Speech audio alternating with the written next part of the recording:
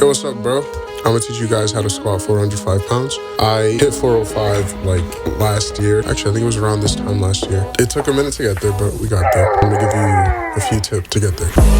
Number one, compound lifts. And the main reason I'd say compound lifts, which include squat, bench press, and deadlift, kind of, though deadlifts are kind of dangerous, and I'd say overhead press. Those are just a few, but any compound lift is an exercise that works multiple muscle groups at the same time. So I recommend compound lifts because they're kind of all-encompassing and they're better for gaining strength because you're kind of focusing on outputting as much possible force from your muscles as you can, as opposed to like isolation exercises. That's main purpose is to burn out the muscle or destroy a specific muscle. And obviously you do get stronger with isolation and you do gain muscle from strength, but priorities, you kind of focus on one or the other. Number two is focus on progressive overload. That means every time you go into the gym, you either increase the reps, the sets, or the weight that you're doing things with. And once you get to a higher level where it's kind of hard to increase the weight, or it's kind of hard to increase the amount of reps or sets you do, you can start adding things like time under tension and tempo reps and other things to burn you out more if you're trying to gain muscle. But for strength, focus on building the weight up and starting with low reps. Go from like 3 reps per set, maybe 4 sets per exercise, but make sure it's heavy weight. And obviously practice safe sets,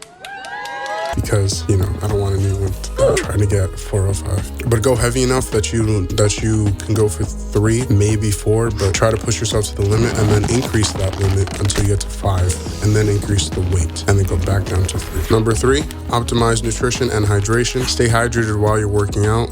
If you want to drink electrolytes, those kind of help, but make sure you drink enough water throughout the day. For nutrition, I'd say make sure you eat clean, although it's not necessary, but do make sure that you're eating enough protein so that your body has protein to repair the muscles with. So yeah, you could eat clean, but I'm not going to go too deep into that one. If you want, I have more videos on that. But just make sure to eat enough protein, eat enough calories, and hydrate. Number 4, proper recovery and rest. For strength especially, not as important for muscle gain, but for strength, you do have to watch out for frying out your central nervous system, because then you'll end up not making any gains at all in any aspect, because you're kind of outputting your max effort. And especially if you do, let's say you work out every day, if you're doing only 3 exercises, you can only cycle through those so many times, and that will probably affect your recovery. And most of the strength you do gain is actually from the recovery, not from sets, the active sets. But on the days you do rest, make sure you're going into active recovery, meaning you're not just sitting down, you're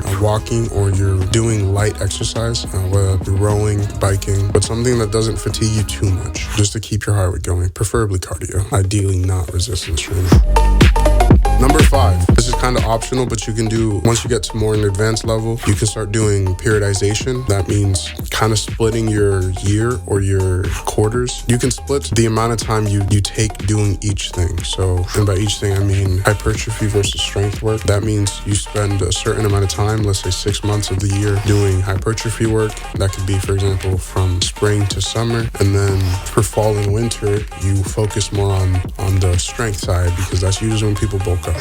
And that makes it a lot easier to gain strength. Plus, it kind of keeps things refreshed, so you're not getting too bored doing stuff at the gym. Number 6, focus on your technique. Most of the lifts the technique itself will be more important than just pushing the weight, if that makes sense. Because there's a lot of people who can cheat their way through a set or a rep, but it's not truly doing it until you can do it with proper form, if that makes any sense. It's a lot easier if you're cheating reps to get things done for obvious reasons. But yeah, I just recommend making sure you get the technique right. And if you don't know how, you can look up videos on YouTube, and you can record yourself if your gym allows that, and watch over your videos and analyze your form to see what you have to work on. Number 7, stay consistent and patient. You'll get there with time. You just gotta keep showing up. Make sure you don't, just because you're not making strength gains a specific week, you don't let that stop you from going again next week, because it could be that next week you get double the strength gains you would have gotten if you didn't go. If that makes any sense. And patience, 100% be patient. It takes time. Your body's a slow machine, but when it does work, it works wonders. All right, just thought that was something you guys should know. Peace.